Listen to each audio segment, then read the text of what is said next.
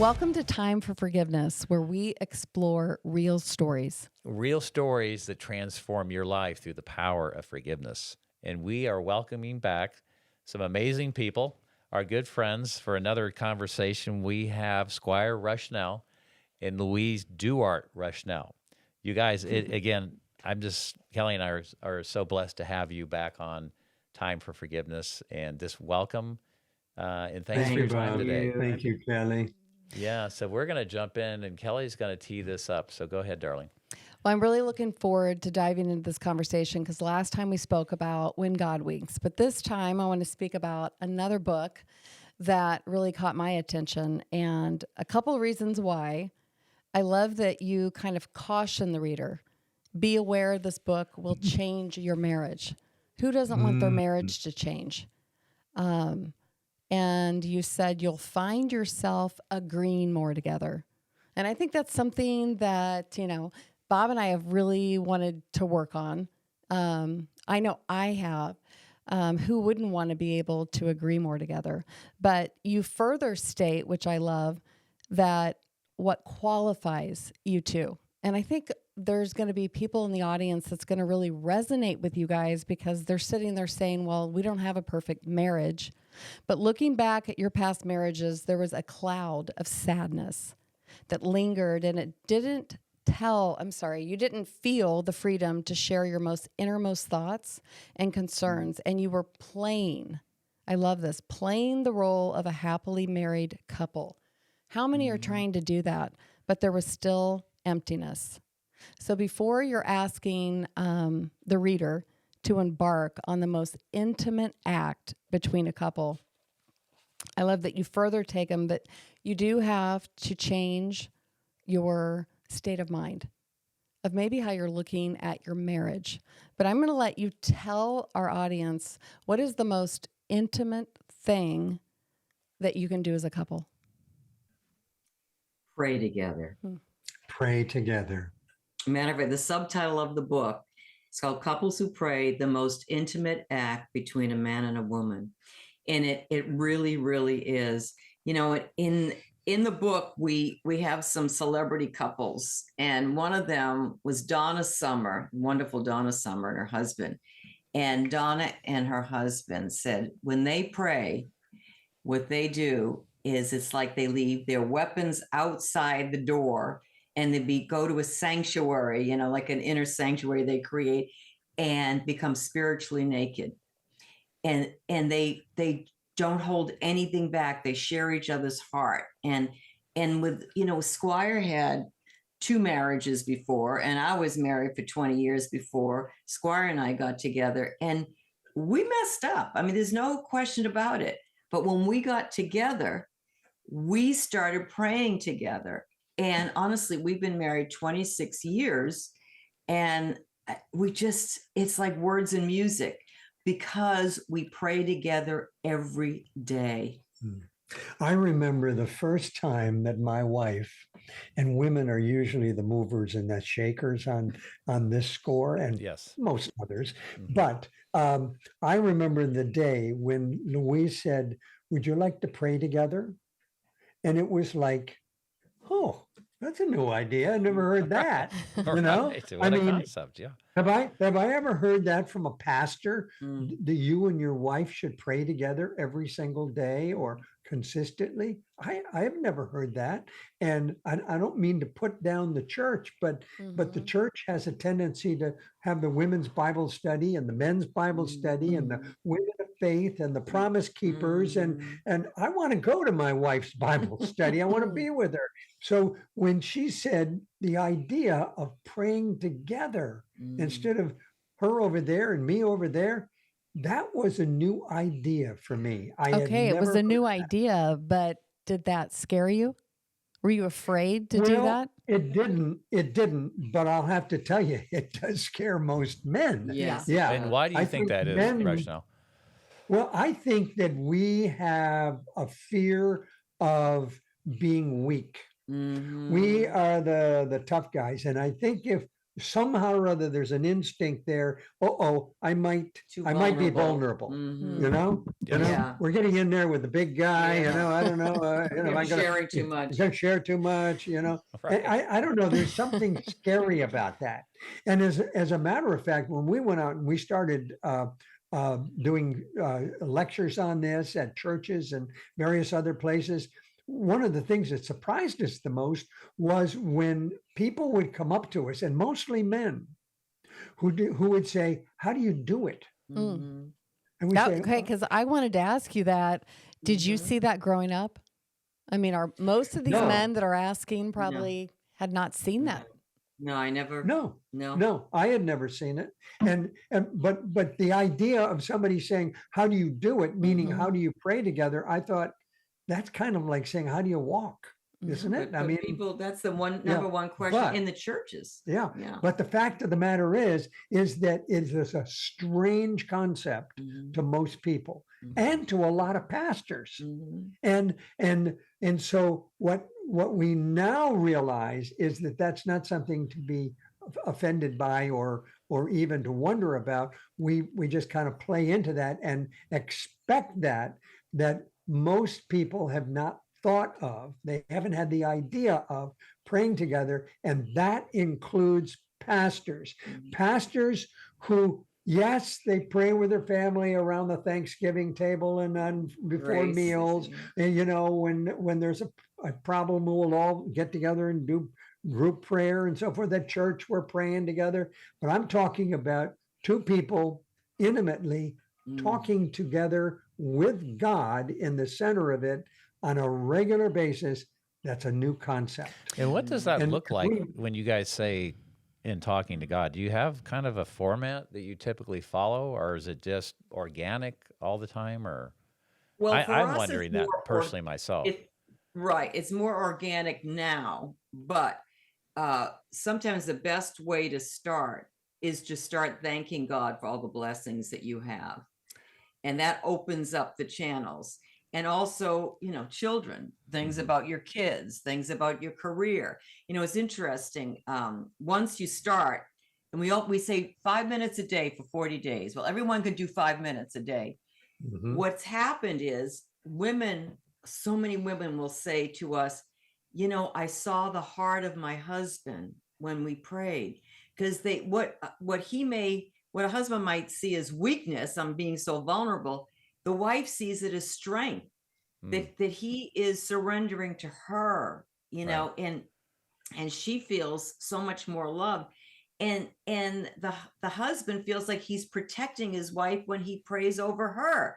So it's a win-win situation where they hold each other up above each other. It's win-win. Okay, So but Louise, you said 40 days. And Yeah. in the book, you explain there's 2 reasons behind the 40 days. Would you share that? yeah, well, 40 days is very biblical, number one, and also it takes so many days for a habit to set. And when couples start seeing, usually it's sometimes right away, but usually it's about the 2-week mark. Mhm. There's something There's a begins. shift. There's a shift, Mhm. and it's kind of like a supernatural thing. It's like they get more comfortable, and then they start seeing more prayers answered, and they start having a closeness with their spouse that they never had before. So what had happened was, I have to tell you, we did it in our own life, and then we asked couples to do it for the book. Mhm. And then we said, there's gold here. God wants us to do this. And we said, there's got to be, why aren't people talking about it? We finally got to Baylor University. And what is it called? The Institute? The Institute for the Studies of Religion.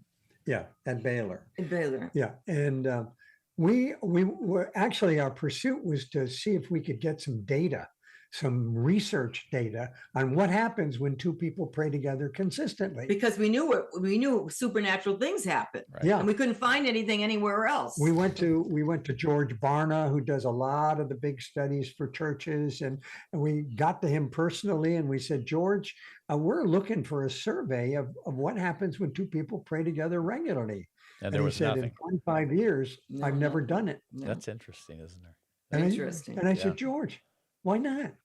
He said, nobody ever asked me. Mm-hmm. So we then found our way to Byron Johnson, who heads up the Institute for the Studies of Religion at Baylor, and we asked him. And then he said, we've never done a study on that. He said, but we'll come alongside you. If you develop the surveys, if you get the surveys and the data to us, we will analyze and we'll help you. We'll do the surveys with you. You get them filled out by people, and then we will analyze it. And so that's what we've been doing with Baylor University for about 10 years. And we've got about 3,000 surveys. We want to have 5,000 or 10,000. And what happens is on the first day when you start praying together, you fill out a short survey. And what are some of the questions, Squire? Well, it's things like how many times a week do you argue? You know, like it's 5 times or more, or You're looking for 2 patterns that then kind of thing. in the relationship. You're kind of trying to find out what the patterns are. Right. How many It's times all do you those say things. appreciative things to your Right. spouse? So how many times do you talk about your job with your spouse? How many times do you hold hands when you walk down the street? All of those kinds of little things, and how many times do you pray in front of your children? That's another thing. And so those are the kinds of questions. And now what we have done is if you go to praystay.com, you can take the survey, the Baylor survey, and the wife and the husband each take it on their own email. And so you take the surveys, and then on the 40th day, you take the same survey over again. It takes about 5 minutes to do the survey. And and that's the basis. From the first day to the 40th day is the comparison. And the moment that you send that off on the 40th day, you get an email called My Prayer Score. And you look at, they're all the bar graphs of what you had just answered. It's phenomenal. And you can see the needle moving in the right direction. Yes. Right. In the beginning, your arguments were way up here. Now they're way down here. Well, how many times do you say appreciative things a week? Well, in the beginning, they were down here, and now they're all the way up here. So it's a real cause and effect, and it's a very helpful tool. I love it. I think there's another increase in an area in the marriage that the guys would be very interested that you would share. Louise.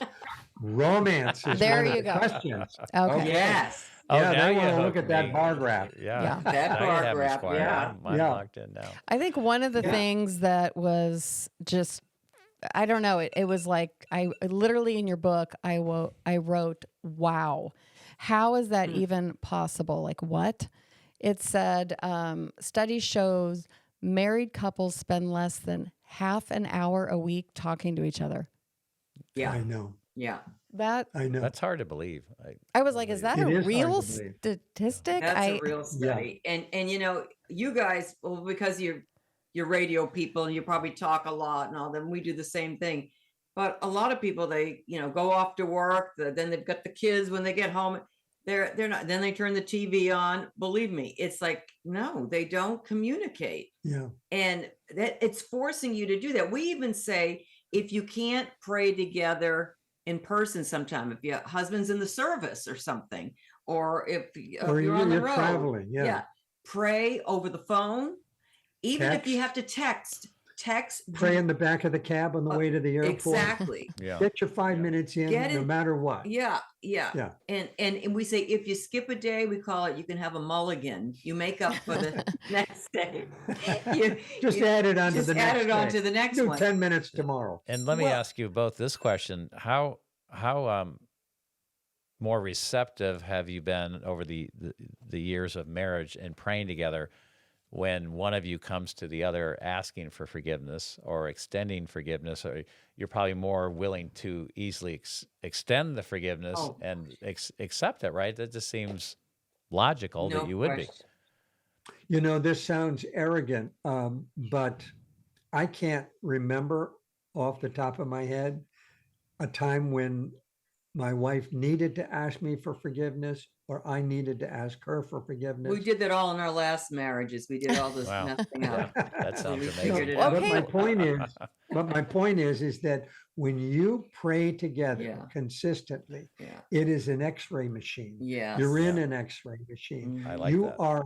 You are inside each transparent. other's head and mind. You don't have, and I love it, because one of the most freeing things to me is that I never made a list of all the things that I'm keeping track of for that judge that I'm going to talk to The someday, grievances. but of grievances, and I just don't need to even keep track of lies or fantasies that I might have had that my wife wouldn't want to know about. It is clean. I mean, it's Clean slate. absolutely, you're in a Yes. clean machine. Well, intimacy is into me see. Yeah. That intimate act of praying together, you do see each other's heart. And so there's everything's an open book. Yeah. And you're with a heavenly Father that loves you so much. And so it's not just the two of you, like you often say, it's kind of like one of those sponges, that you throw into the water, that's a flat sponge, and you throw it in and it swells up. Well, that's what happens when you pray. Yeah. It's like, it's not just the two of you, it's really, it expands. Yeah. Yeah. Your I ha- prayers seem to be answered more frequently. Yeah. More Godwinks. You know what is coming back to me, and it's actually, it's comical in one way, but sad in another. We've been married 30 years, and I think we'd been married 5. And we went to a marriage encounter retreat. Do you remember this? I do. And there were couples that were up telling their testimony that were really struggling, and there were some real issues in their marriage.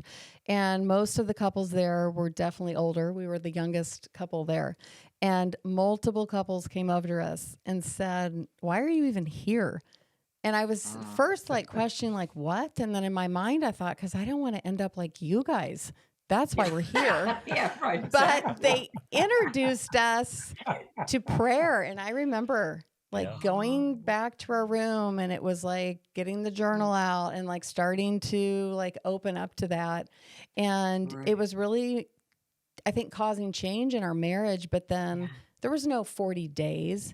And so it just kind of fell off. Yeah. But Yeah, I that's what feel happens. like the 40 days, you're starting to establish a new habit. And now you're Yes. probably open to changing your frame of mind from this is a 50-50 arrangement to how do I best serve this marriage? And is this a win for the marriage instead of me being right? Yeah. There's a wonderful story about a pastor. What's his name? He died recently. Such a wonderful pastor. Tim Keller. Tim Keller. Yeah. Tim Keller is like the pastor's pastor. He died short time Not very ago. long ago. He was a pastor of the Redeemer Church in New York City. Yeah. He had kind of a reputation. It was kind of He's an intellectual pastor. yeah, kind of intellectual. A lot of pastors like to listen to him. Mhm. They aspired to be like him. Mhm. But Tim had a very powerful church in New York, and his wife Kathy, she had an issue with Crohn's disease, and this happened 2 weeks after 9/11 in New York.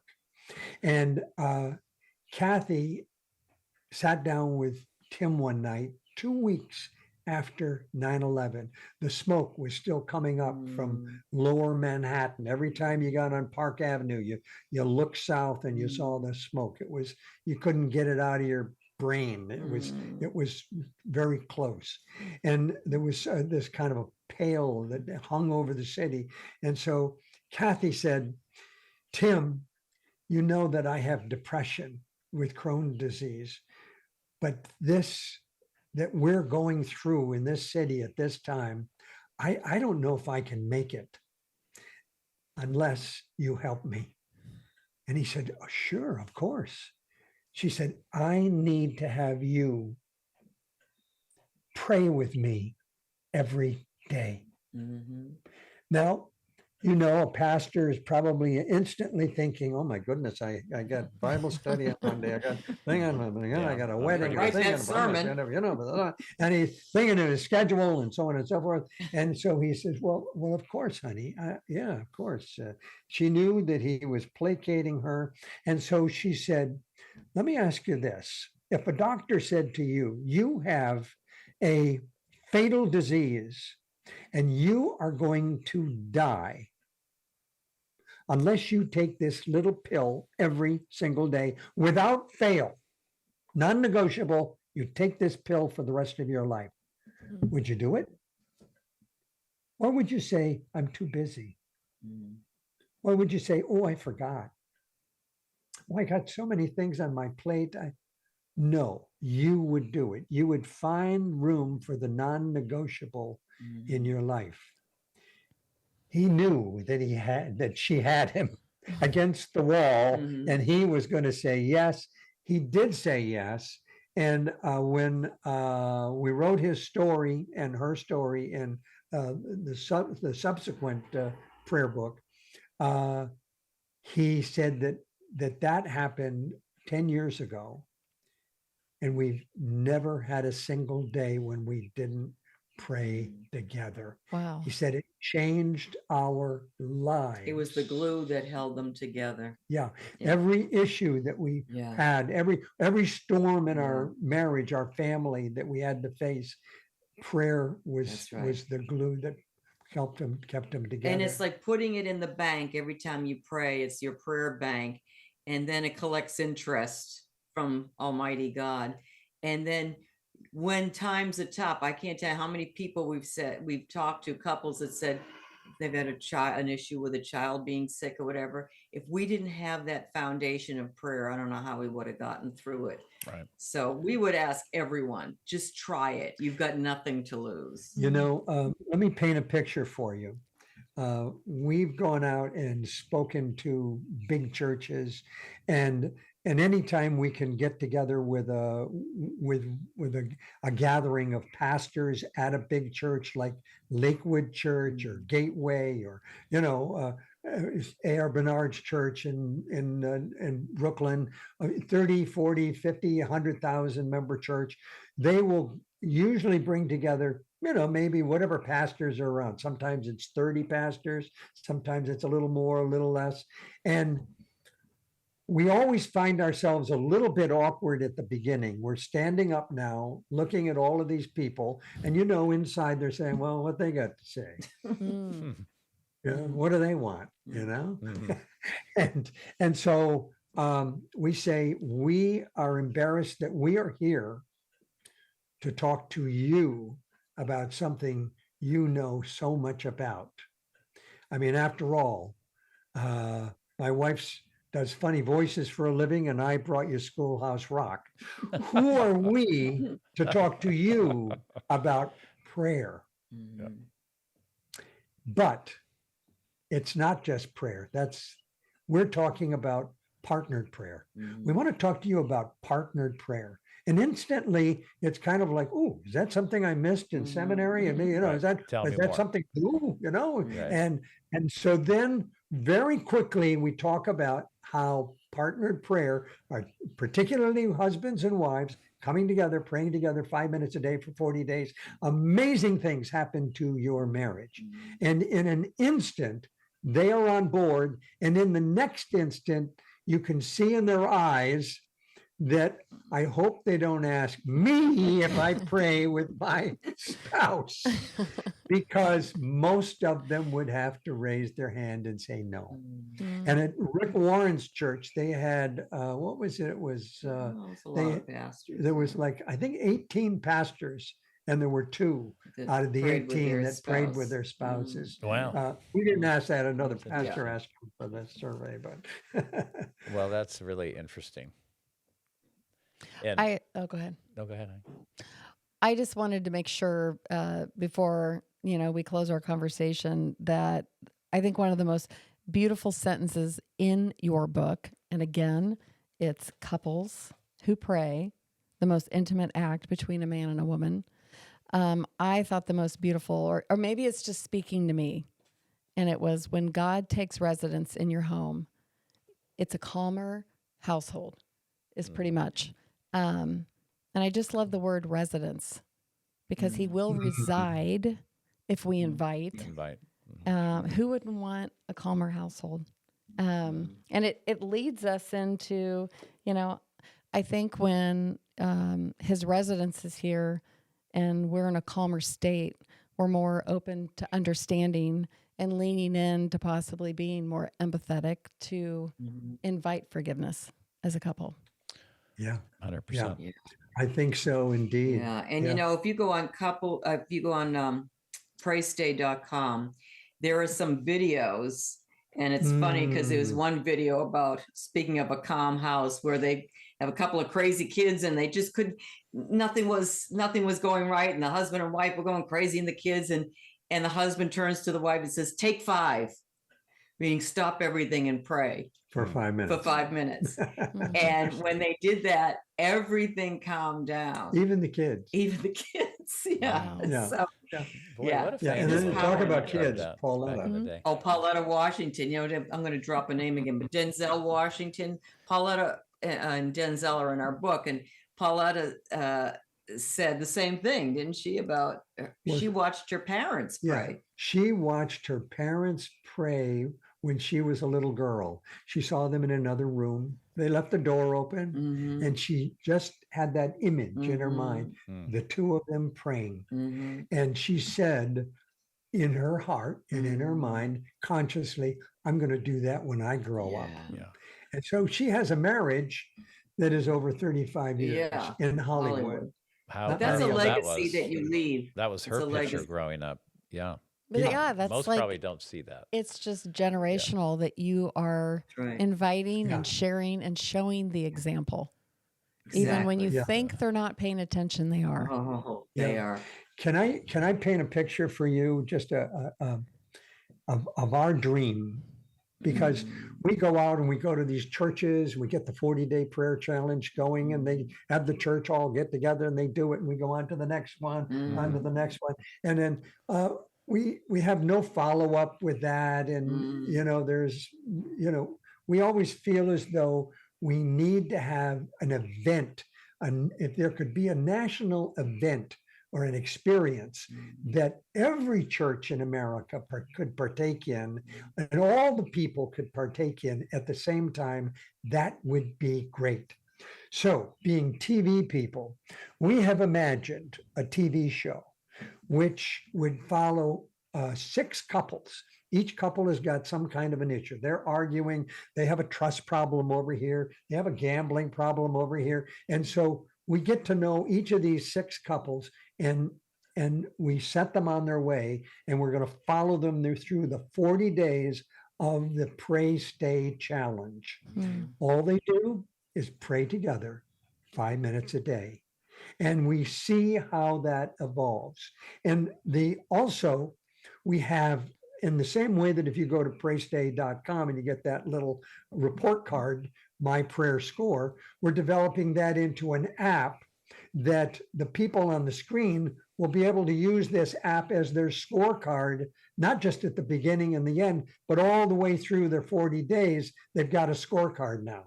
It's kind of like bowling. It wouldn't be as exciting at all if you didn't have a score. In other words, you couldn't hide out for 40 days. This is right in front of you every day, right? That's right. It's like weighing in Can't every fake day it. on the scale. You're trying to lose weight, and here it is every day, right? Yeah, but here is the con job. The con job is that we know we are going to invite people at home to come on along and to take the Pray Stay Challenge right along with your favorite couple that you're following on TV. And so if you get this going, and there's a new cycle every 6 weeks, 6 new couples every 6 weeks. And in the season, there's 24 hours. So you got 4 cycles of 6 couples. Celebrities are involved in this. You got hosts involved. You got counselors along the way. And it's a television series. That is near reality. Yeah. We have It's actually a reality show. It's a reality show We're already talking to 2 or 3 networks Yeah. that'll take them. They're going to share the distribution, a broadcaster, a streamer, and a cable company. But we And want to see the divorce rate that's go what we down. want. If and of course Baylor University would be involved because they would do the empirical study. So if people see, a lot of times you say, oh yeah, that sounds like a good idea. But if you say, well, here's the stats, this is what happens when Yeah, you and have there are something to back it up with. right. These are and the even in the results. book, there's some Yes. preliminary stats in the book that Like appreciation is usually goes up by 30%. Yeah. Romance is over 20%. but fear of I love divorce this drops idea. to 0. I'd tune in. Yeah, wouldn't we? There you go. Tune in. Absolutely. We're going to take the challenge. We're taking it right now. Well, I Yeah. think I love that. I think you're onto something because everyone wants to be a part of something.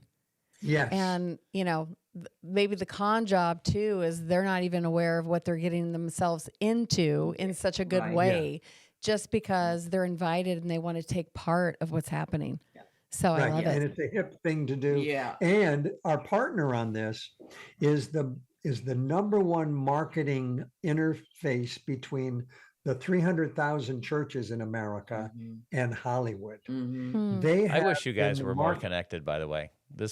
You need more context. Well, no, those are all Godwinks. Trust me. Yeah. those are all We've met Godwinks. all these people. Right. This is Seriously, supposed to through happen. Godwinks. We already know this is going to happen. It's happening now. Yeah. Yeah. Well, I think the culture's ready for it. Yes. We need a handrail to hold on that. We're on a shaky staircase and we need that handrail.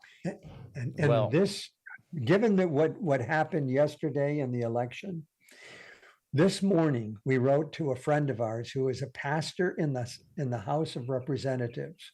We've been talking with him and the chaplain of the Senate for maybe 5 or 6 years. For when the time is right, Mhm. we want to do partnered prayer across the aisle, where we go to a congressman and say, would you take the 40-day challenge with somebody on the other side of the aisle? So a Democrat, Wow. Republican. I'd love And to that's see where that. we want to get going. We And had we think that the culture is now here. we had 2 Wow. congressmen do it. Yeah. And so they said what they couldn't come together in policy, they came together in prayer and they became very good friends. So Yes. so we I think love that could be, we're going to heal this world one prayer at a time. But we have our representatives, and if they're not praying and they're just fighting with each other, can you imagine if they actually prayed together? Yeah. I love that. That is amazing. If we can go there, who knows where the country what know. direction know. we can get on. But SQuire and Louise, you guys are just so amazing. Thank you again for sharing your heart and all of your wisdom around this topic of marriage. I know it's made a huge impact over the last week for Kelly and I, just that we've met you both. So for all of you out there in our audience, this is going to impact your marriage or the people that you love. And SQuire and Louise, tell them where they can find more about your books, please. Well, praystay.com tells you everything you need to know about prayer, and you can take the survey and it answers a lot of It has questions. videos. And it has videos and it has prayers, Mhm. sample prayers. Mhm. And then Godwinks.com is where we have more information about Godwinks at all times. And you can figure out, you can get more information about us in both of those places. Mhm. Okay. I want to challenge everyone that's listening to join Bob and I on this 40-day challenge. And it'd be really cool. That we will probably just do some shorts and videos and update how we're doing in the 40 days. But Great. we'd love Great to hear idea. back from all of you as well. It'd be a really, I think, cool thing that we could do with the Time for Forgiveness community. So we're putting that challenge out. I hope you accept it and join us. Oh, I just love that. I mean, Yeah. that's what you got to do, challenge people. And it's so exciting. But we've never had, in all the years we've doing this, we've never had a couple come to us and say, we did it and just, Yeah, we didn't get anything out of this, right? I mean, it's not going to happen. Yeah. We are so confident that we know that in this series that we're never going to get stuck. There's always going to be these 6 couples. Yes. They're always going to Gonna be make more. progress. That's right. Some will make more than others, Mhm. Right. but it's going to Yeah. be But that- incredible. but again, that's just the start. You don't know where they're going to end, right? I mean, the Exactly. growth that That's true. that could fuel. So Yeah. I take that challenge, honey. Great. There you go. Okay. All right. Well, it was a blessing again to have both of you on, and thank you for your time. And to be with you guys. Thanks for your Yes. hearts. God bless you. Come to the vineyard. Yeah, come to the vineyard. We are. And let us We are. keep us Plan for it. updated about Plan your for it. challenge. We will. Great. She All will. right. Yeah. All right. Talk Okay, to you you soon. guys. God bless. All right. We'll see you on the next episode of Time for Forgiveness. Thank you.